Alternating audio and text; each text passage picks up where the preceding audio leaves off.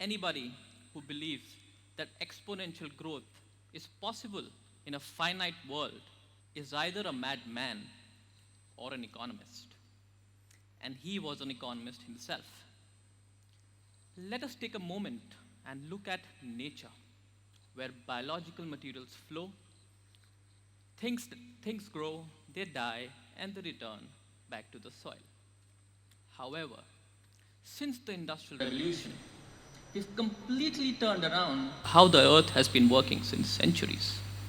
We have started following the model of take, make, dispose. That means we take from our planet, we transform it into products, and we dispose it off. But sometimes we do not even do that properly. Since ancient times, economic growth and sustainable development has run parallel to each other in India. Our ancient scriptures have taught us to love and preserve the environment. Let us look at our parents' generation, where they used to love to keep things for a very, very long time. This shows that as a society, we love to use the things till the last inch. We are highly efficient in that. However, recently, due to increase in consumerism, we've suddenly changed the whole paradigm of consumption. Let us take an example. When we were kids, we used to buy ink pens and we used to refill them because they were designed to be reused again and again. Then came the era of gel pens. We used to buy gel refills, we used to use them, and used to throw them after some time. Now it's the era of use and throw pens. Even if you want to add ink to it, it is not possible because it is designed like that. Let us take another example of mobile phones. All of us at one point of our life used to have these big Nokia phones. All of these always had this option of adding extra battery to it to extend its life. Currently, the smartphones all of us have at the moment does not provide that luxury. We are forced to throw our pens, our mobile phones after first use. They're designed like that. Similarly is the case of fast fashion. You would be surprised to know that 80% of the discarded textiles is either thrown in landfills or is incinerated. Why? Because they're designed in a way that it cannot be recycled. Natural fibers are mixed with plastics. No technology can recycle it. India's exponential growth has been both a boon and a bane for society. It has created a society which is not very, very emotional towards environmental issues. Apart from our usual air pollution posts, which we do every winter, it has led to several negative externalities, such as greenhouse gas emissions, waste generation, air pollution, and water pollution. I come from New Delhi. It has all these problems together. In fact, if you look at any city in India, any major city in India, it is suffering from these problems. Let us look at Bangalore. It has problems with its lakes. It has problems with water. Therefore, this system cannot go in long run. We need to change the way we think. When we look at a linear economy, the most iconic example that comes into our mind is plastics. It is a commodity, it is a product which is built from oil and almost always ends up in landfills or oceans. Whenever we think about plastics, we're thrown with statistics like by 2050, there'll be more plastics in our seas than fish. Plastics consume 20% of our global oil consumption. They're responsible for greenhouse gas emissions, climate change, and on and on. In fact, recently, University of Ghent in Belgium has done a study that people who eat seafood ingest up to 11,000 tiny pieces of microplastics every year, and it's going to increase by the day. However, if you look at this room, we have plastics everywhere. We have seats made of plastics. Our mobile phones are made of plastics. Our spectacles. It is everywhere. We have to accept that plastics is the workhorse material of the modern economy. It has many benefits, such as it protects our foods, keeps our cars lighter, insulates our houses, and on and on. It is one of the biggest innovations of the 21st century, which we have not managed well. Like Uncle Ben would say, with great power comes great responsibility. And we have definitely not been responsible at all. So what do? We often think the solution to these problems lie in good recycling systems, good technology, and waste management. These are all downstream end-of-pipeline solutions where we focus on curing the symptom like allopathy does, and not the illness. No new technology exists which can outweigh the pace at which we are producing plastics. Therefore, we need to think differently. I'll give you an example. If you look at any plastics packaging, it usually comes around with aluminium wrappers around it. And aluminium wrappers have LDPE coating, because if it does not have LDPE, that is, it cannot stick to the plastics. So as a good consumer, if I want to recycle it, I sort it and take it to the right bin. And then I take it to the recycling center. Yet, despite all these efforts, it cannot be recycled. Why?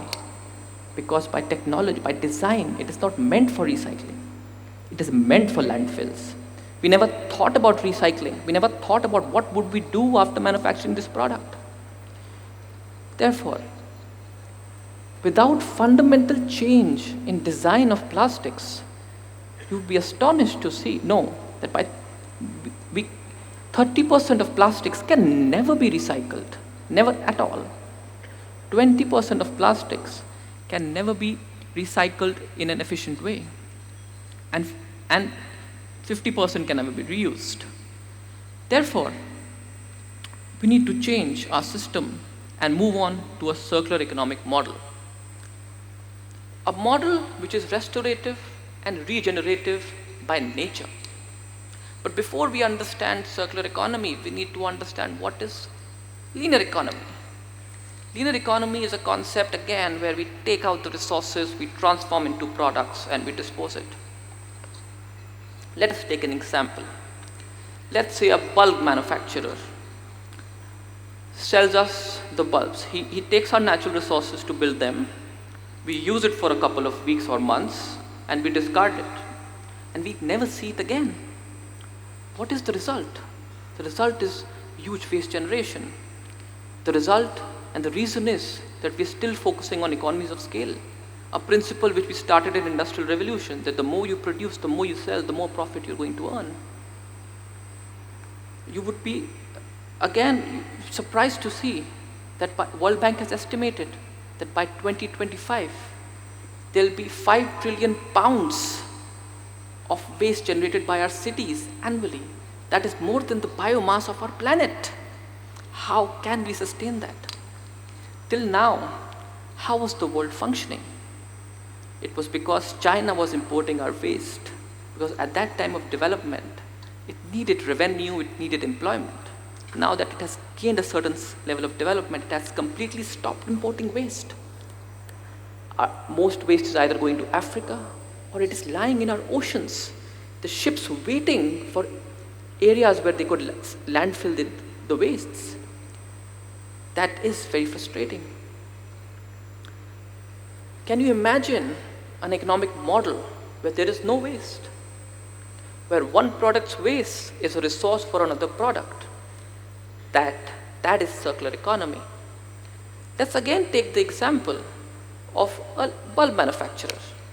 Why do we need to buy a bulb? Why cannot we lease it? For instance, let's say the bulb manufacturer leases the bulb to us.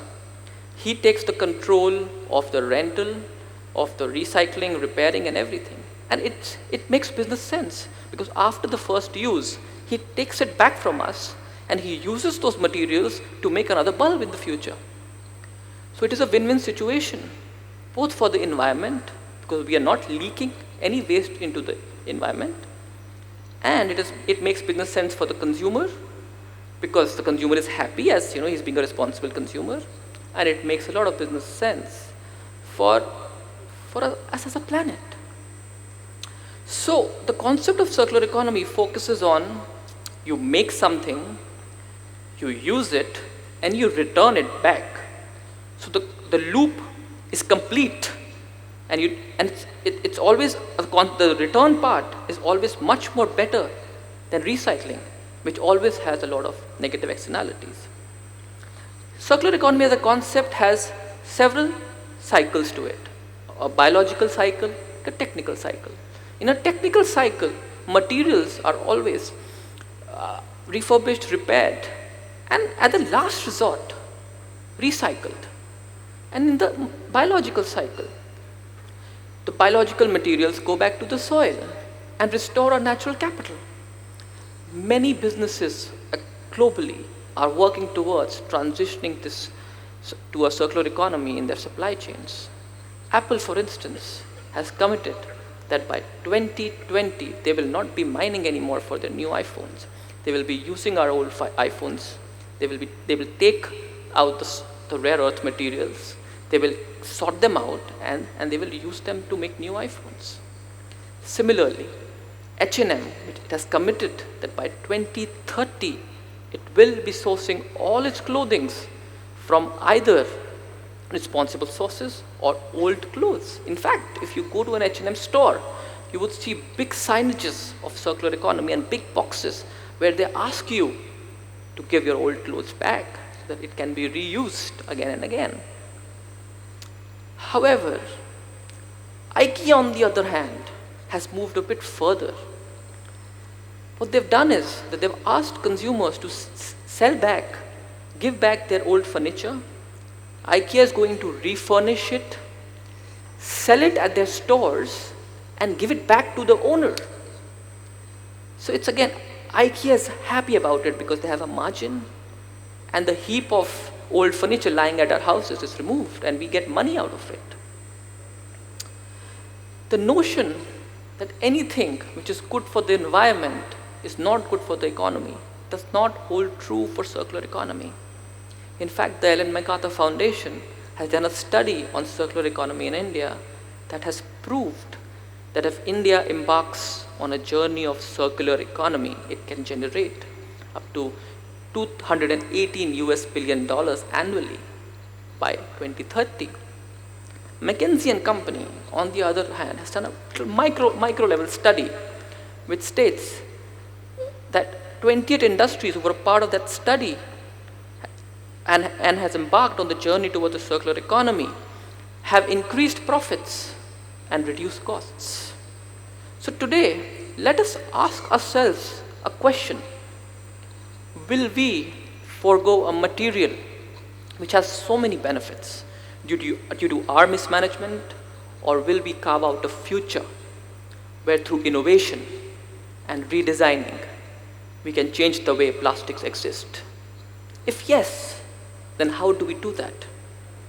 We need to have right policies in place to increase the transition toward the circular economy. But most importantly, we need to redesign plastics through upcycling. We need to focus less on downstream approaches and focus on upstream when we are designing our products.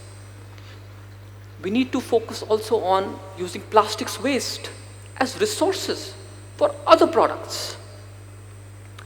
We need to also think about, why do we always need to buy plastic products? Why cannot we rent it? Globally, there are several organizations who are working in this field. The Ellen MacArthur Foundation, United Nations, World Economic Forum are all pioneers in the field of circular economy. Similarly, nations and governments, such as the European Commission, the Government of India, they've all shown true commitments towards United Nations Sustainable Development Goals, circular economy, and Paris Accord. Yet I still find that there is a key missing link here, that is of innovation and the funding for innovation. Who would fund these innovations? grassroots levels. It is important to note that if you look at studies, the most difficult phase of funding for innovations is when it's just rising above the ground. That is why I have co-founded the Circular Innovation Lab in Copenhagen, which is developing a framework on finding funding for circular economy innovations globally at only grassroots levels. However, we cannot make an impact alone unless today you and I decide to embark on this journey to rethink our choices. As a consumer, when you go back home, think about this, that would you be mindful of your choices again? And as a manufacturer, do you want to manufacture products which are just used and thrown by once? Or do you want to manufacture products that can be reused again and again? Last but not the least, I want to share a few words by Pete Seeger, who's a singer-turned environmentalist, and very rightly said, anything produced, if cannot be recycled, repaired, refurbished, or rebuilt, should either be redesigned or restricted or removed from production altogether. Thank you.